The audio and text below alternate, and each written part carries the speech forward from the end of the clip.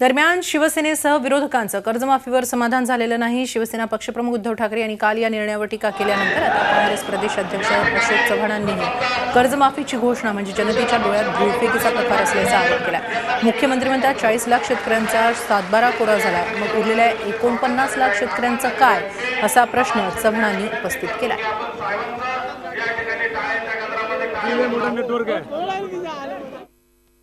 आकडेमोड आणि एक जगलरी म्हणावी लागेल।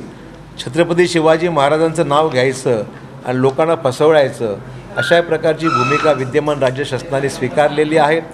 सुरुवातीला 1.5 लाखापर्यंत सर्व कर्ज साधारण 89 लाख शेतकऱ्यांचं माफ होणार अशा प्रकारची घोषणा राज्य सरकारने केली होती।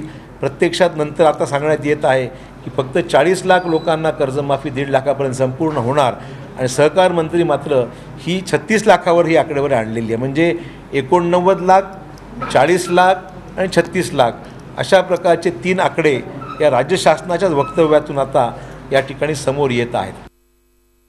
तारखेची एक गोष्ट आहे, जून 2016 ही सरकारने जाहीर केलेली तारीख आहे। त्यांचं म्हणणे 2017 करावी, हे त्यांच्याबरोबर बोललं पाहिजे।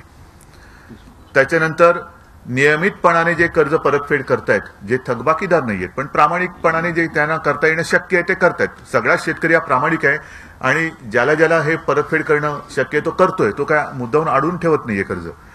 परंतु तरी सुद्धा काही करून जे नियमितपणाने कर्ज परतफेड करतायत त्यांना जी रक्कम दिली जाणार आहे सरकारकडनं त्याच्यात वाढ व्हावी, अशा प्रकारच्या काही मागण्या आहेत। आणि त्याच्याबद्दल मला असं वाटतं की आम्ही सरकारकडे हा आग्रह धरून ते करायला लावणारच आहोत की तातडीने एक अभ्यास गट करून या सगळ्या शेतकऱ्यांसोबत बोलून त्यांच्या समाधानाच्या जास्तीत जास्त आपल्याला जवळ किती जाता येईल हा प्रयत्न करावाच लागेल आणि तो केला गेला पाहिजे।